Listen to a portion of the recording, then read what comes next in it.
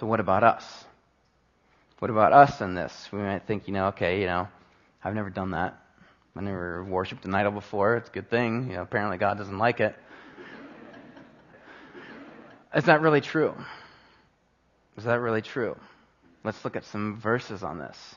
Colossians 3:5, getting in the New Testament now. Paul says, "Put to death, therefore, whatever belongs to your earthly nature, sexual immorality, impurity, lust, evil desires, and greed, which is idolatry." He says, greed is idolatry. That doesn't. What's the connection here? Where bowing down to an idol versus greed. Paul is saying same thing. That's the exact same thing. So the connection is that when we are greedy, when greed is dominating our lives, then something aside from God has the number one spot in our lives. We as human beings, we are designed to worship. I mean, you cannot escape this. Any society you go to, people worship. People are made to bow down, to give their lives over to something. And when we're not giving our lives over to God, we are idol worshipers. He says greed here. This is one example. He's like, if you are a greedy person, then you are willing to put yourself above others in taking things for yourself, and thereby you are rejecting God. Therefore, that has the number one spot in your life. Therefore, you are an idolater. Let's look at this other one from James. We just studied this a couple weeks ago. James is hardcore on this. He says, "You adulteresses, do you not know that friendship with the world is hostility toward God?" Now he's saying friendship with the world. Now he's not referring to hugging trees and eating granola when he says friendship with the world. He's talking about aligning yourself with the world system, with a system of values that's set up contrary to God. And when we follow those things, when our life is caught up in something aside from God, he says, you are an adulteress. Probably referencing back to Hosea or some of the other prophets that kept making this point continuously to Israel. So when we give something else that number one spot in our lives, then we are idolaters and we are committing spiritual adultery. So we need to think about this question. Okay, so in thinking about what is first in my life, what is it that has the number one position? It's really hard to tell. A lot of times it's easier to tell when you look at someone else what's number one in their life than it is to tell about yourself what's number one in your own life. Okay, let's think through some questions here. What worries me most often? What is it that when you get all rigid and freaked out, what is it that you're so often worrying about? If it's not the number one thing in your life, and the number one thing in your life is God, and that thing is secure, and there's nothing to worry about there, then why do you get so worried?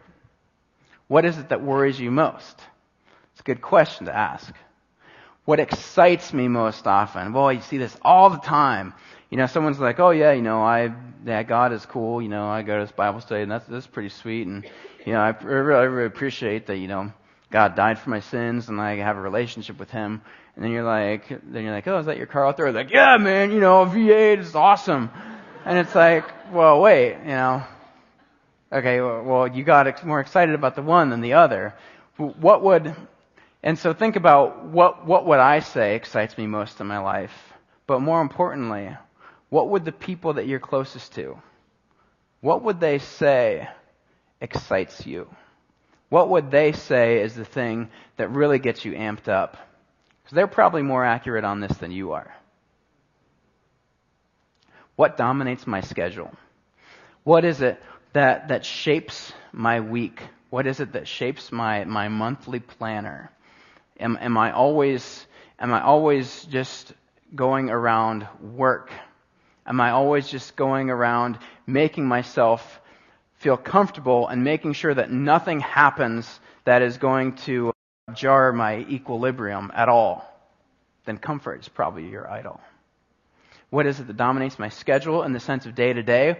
And also, maybe even more importantly, what is it that dominates my future schedule? So you might say, well, yeah, I'm following God. That's what my life is all about. But if this other job over here opened up, I would go for it, and I would fit in God somewhere. Okay? God doesn't fit in. God doesn't fit into your life. God needs to be the center of your life. You're not going to be able to go and do the things that you want to do and drag God along. He's not going to go. That's idolatry. That's something else is at the center of your life. Or maybe it's some person who you are just at their whim. You feel like, I'm following God. That's what my life is all about. But when it comes down to it, you're going to do whatever they say. You're going to do whatever that other person says. That's an idol. What dominates my thoughts? Where does your mind always go to? You're just sitting back thinking, man, it would be great if ... Or man, it would really suck if... What are those things that your mind keeps going back to? These questions could point to some idol in your life. So let's think about these idols. It's still a little abstract. Let's make it a little more concrete. What are some idols that people struggle with? Well, being Americans, probably the biggest one is money.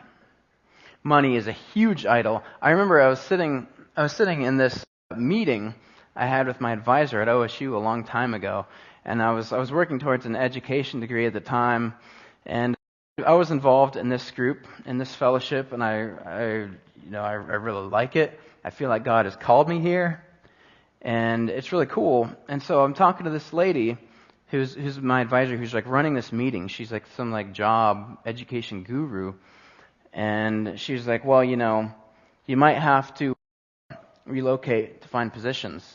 And I was like, okay, well, what if I decide not to move? What if I decide to stay in Columbus? What are the options there? And she's like, well, she looked at me like I didn't understand what she was saying. She's like, well, I mean, you might just have to move.